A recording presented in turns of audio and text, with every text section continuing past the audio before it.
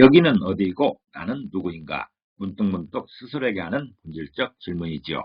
반갑습니다. 셋단자 488강입니다.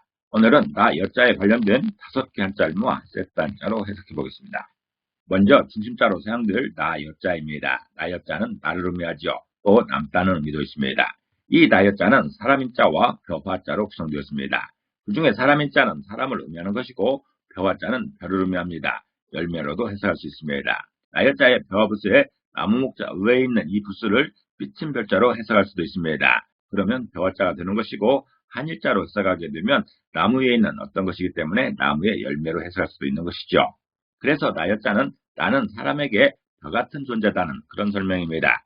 다시 말해서 나는 식량처럼 소중한 존재라는 그런 설명인 것이죠.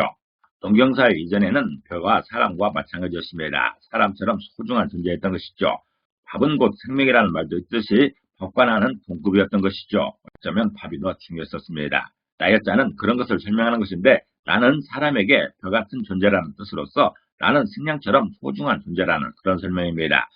식량이 중요한 것처럼 나도 중요하다는 그런 설명입니다. 셋단자 311강에서는 나 자신에 관련된 셋단자를 공부한 적이 있습니다. 나와 관련된 한자들을 셋단자로 해석했던 것이죠.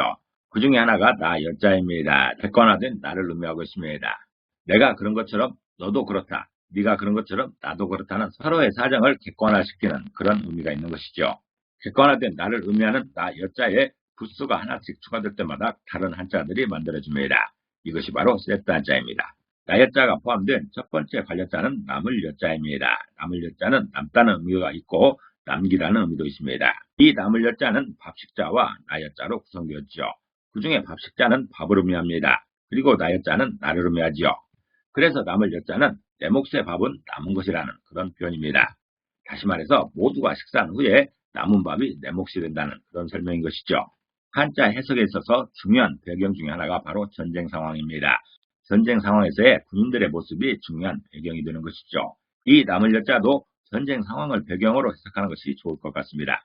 아무리 치열한 전투를 하더라도 밥은 먹어야 되는 것이죠. 특히 군인들이 밥을 잘 먹어야 힘을 내서 싸울 수가 있는 것이죠. 그런데 전쟁 상황에서는 식량이 충분하지는 않습니다. 그렇기 때문에 매번 식사 때마다 챙겨 먹을 수도 없는 것이고 충분히 식사하기도 어려운 경우가 많습니다. 앞에 간 동료들은 이미 식사를 했는데 내 몫의 밥이 없다면 나는 못 먹을 수밖에 없는 것이죠. 남을 여자는 그런 것을 설명하는 것인데 내 몫의 밥은 남은 것이라는 표현으로서 모두가 식사한 후에 남은 밥이 내 몫이 된다는 그런 설명입니다. 남은 밥이 없다면 내 몫의 밥도 없는 것이죠. 그런 연유로 군대에서는 선착순이 많은 것 같습니다. 사용 단어로서는 여도지취라는 말이 있습니다. 여도지취는 같은 행동이라도 사랑받을 때와 미움받을 때가 각각 다르게 받아들일 수 있다는 그런 뜻입니다. 똑같은 상황이 좋게도 보여지고 나쁘게도 보여진다는 그런 뜻이죠. 또 자녀라고 할 때, 여파라고 할 때도 남을 여자가 사용되고 있습니다. 두 번째 관련자는 줄어들 제자입니다. 줄어들 제자는 줄어들다는 뜻도 있고 작아지다는 뜻도 있습니다. 이 줄어들 제자는 언덕 부자와 나 여자로 구성되었죠. 그 중에 언덕 부자는 언덕을 의미하는 것이고 나 여자는 나를 의미합니다. 그래서 줄어들 제자는 언덕으로 가는 나는 줄어든다는 그런 설명입니다. 다시 말해서 언덕으로 올라가면 힘이 줄어들죠. 그것을 표현하고 있습니다. 또는 언덕 멀리 갈수록 점점 작아 보이죠. 점점 작아집니다. 그것을 표현하는 글자가 줄어들 제자입니다. 평지와는 다르게 언덕으로 올라가게 되면 힘이 점점 줄어들게 됩니다. 힘을 많이 써야 되기 때문에 힘이 줄어들게 됩니다. 또 사람이 점점 작아 보이기도 합니다. 줄어들 제자는 언덕으로 가는 나는 줄어든다는 그런 표현으로서 언덕 멀리 갈수록 점점 작아짐을 표현하고 있습니다. 사용 단어로서는 전초재근이라는 말이 있습니다. 전초재근은 풀을 베고 뿌리를 캐낸다는 뜻으로서 미리 패단의 근본을 없애버린다는 그런 뜻입니다. 그리고 제거한다고 할 때나 공제한다고 할 때도 줄어들 자가 사용되고 있습니다. 나여자가 포함된 세 번째 관련자는 천천히 할 서자입니다. 이 천천히 할 서자는 천천히 하다는 뜻도 있고 평온하다는 뜻도 있습니다. 천천히 할 서자는 천천히 갈 척자와 나여자로 구성되었죠. 그 중에 천천히 갈 척자는 천천히 가는 것을 말합니다. 2인 삼각경기처럼 천천히 가면서 뒤뚱거리는 그런 상황입니다. 또 나여자는 나를 의미하지요. 그래서 천천히 할 서자는 천천히 걸어가는 나는 평온하다는 그런 뜻입니다. 다시 말해서 일을 천천히 진행하면 조용하고 편안한 것을 말하는 것이죠. 산책하듯이 천천히 걷는 걸음에는 평온이 있을 수밖에 없습니다. 천천히 할 서자는 천천히 걸어가는 나는 평온하다는 뜻으로서 일을 천천히 진행하면 조용하고 편안한 것을 설명하고 있습니다. 서행이라는 말이 있죠. 서행은 사람이나 자동차 등이 천천히 가는 것을 말하고 있습니다. 네 번째 관련자는 펼서자입니다. 펼서자는 펴다는 뜻도 있고 늘어서는 것을 말하고 있습니다. 이 펼서자는 나여자와 칠복자로 구성되었습니다. 그 중에 나여자는 나를 의미하는 것이고 칠복자는 북을 치는 것을 말하고 있습니다. 앞에서 누군가 북을 치며 가고 있으면 사람들이 따라오는 것이죠. 그래서 칠복자는 치다는 뜻도 있지만 따라가다는 뜻도 있습니다. 이 칠복자는 따라갈 치자와 같은 의미로 해석하는 것이 좋을 것 같습니다. 그래서 펼서자는 나도 따라가면 펴진다는 그런 표현입니다. 다시 말해서 여러 사람이 따라가면 길게 들어서는 그런 모양이 있죠. 그것을 설명하고 있습니다.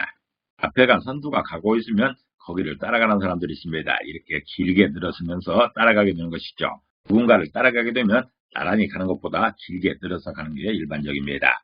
펼서자는 그런 것을 설명하는 것인데 펼서자는 나도 따라가면 펴진다는 표현으로서 여러 사람이 따라가게 되면 길게 들어서는 그런 상황을 설명하고 있습니다.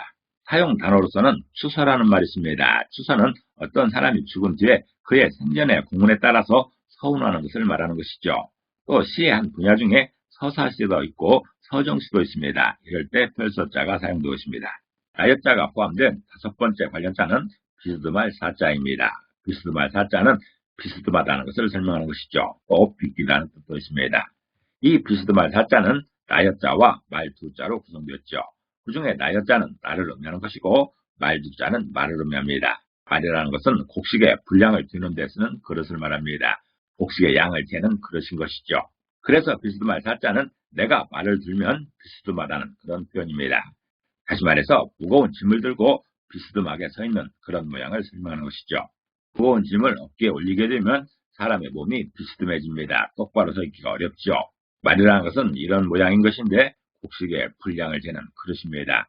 이 정도의 무게의 식량을 들게 되면 비스듬해질 수밖에 없습니다. 내가 곡식 한 마리를 들게 되면 비스듬해진다는 그런 표현인 것이죠. 무거운 짐을 들고 비스듬하게 서 있는 그런 모양을 설명하고 있습니다. 사용 단어로서는 삽통새우라는 말이 있습니다. 삽통새우는 엇비슷하게 비껴 부는 바람에 내리는 가는 비를 말하고 있습니다. 가는 비가 비스듬한 바람에 옆으로 내리치는 그런 상황을 삽통새우라고 하는 것이죠. 또 경사라고 할 때나 사선이라고 할 때도 비스듬할 사자가 사용되고 있습니다. 오늘은 나 여자와 관련된 5개 한자를 세트 한자로 해석해봤습니다. 오늘 배운 것을 다시 한번 요약하겠습니다.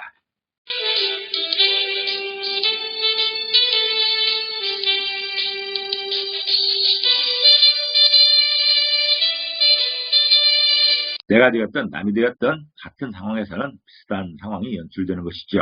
그래서 역지사지가 가능한 것이죠. 오늘도 평안을 기원합니다. 감사합니다.